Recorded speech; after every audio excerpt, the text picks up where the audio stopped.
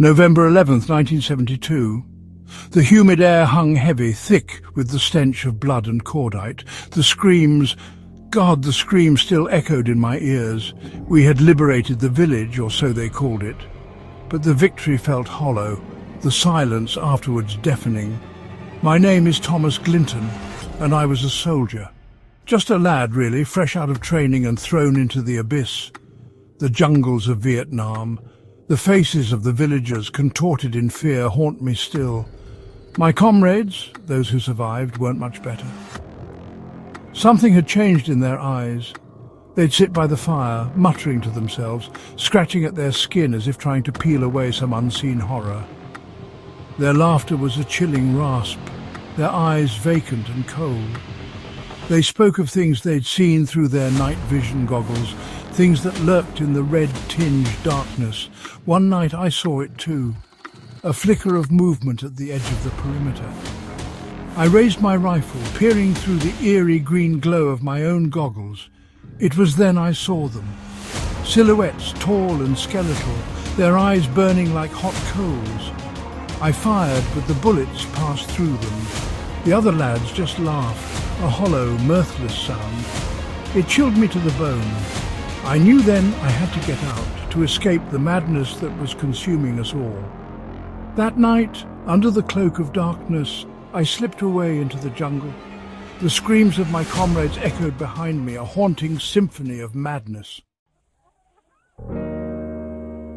The jungle was a living, breathing entity, its tendrils reaching out to consume me. But it was a sanctuary compared to the madness I left behind. Days bled into nights.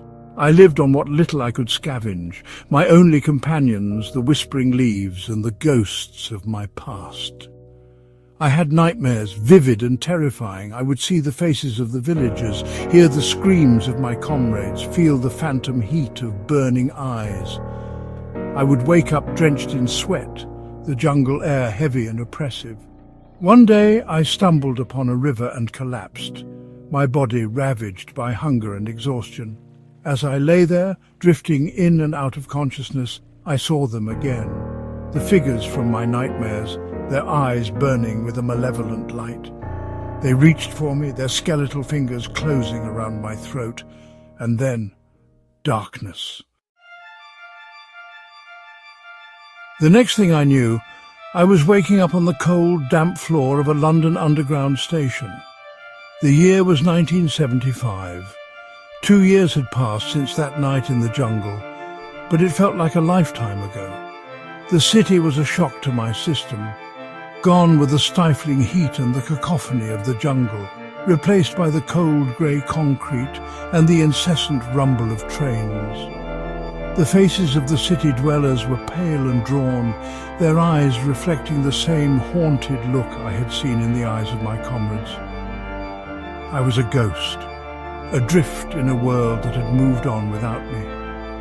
My family, believing me dead, had long since packed up my belongings and moved away. I was alone, haunted by memories I could not escape. London was in the grip of winter. A thick, acrid smog hung low in the sky, shrouding the city in a perpetual twilight.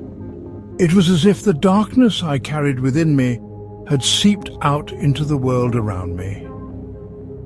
I found myself drawn to the city's underbelly, to the pubs and clubs where the lost and the forgotten sought solace in the bottom of a glass. I drank to forget, to silence the screams in my head. But the alcohol only amplified the nightmares, transforming them into waking hallucinations. I saw them everywhere. The figures from the jungle lurking in the shadows, their eyes burning through the fog. They whispered my name, their voices a chorus of despair. I tried to tell people, to warn them of the darkness that was closing in, but they just dismissed me as a madman, a casualty of war. One night I found myself at a club, the air thick with the scent of sweat and cheap perfume. The music was loud, pulsating, a desperate attempt to drown out the silence of the soul. I was lost in a haze of alcohol and despair when I saw her. She was sitting alone at a table, her eyes closed, her head swaying to the music.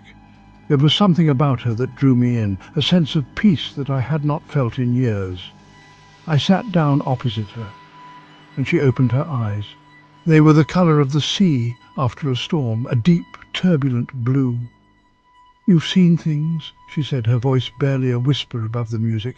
"How did you know?" I asked, startled. She smiled sadly. "I can see it in your eyes, the darkness that clings to you." She introduced herself as Esme, a psychic, she called herself. She told me that I was not alone, that others had seen what I had seen. She spoke of a darkness that was spreading, a darkness that threatened to consume us all. And then she uttered the words that would change my life forever. "They're called the red phosphor demons," she said, her voice barely a whisper, "and they're coming for you."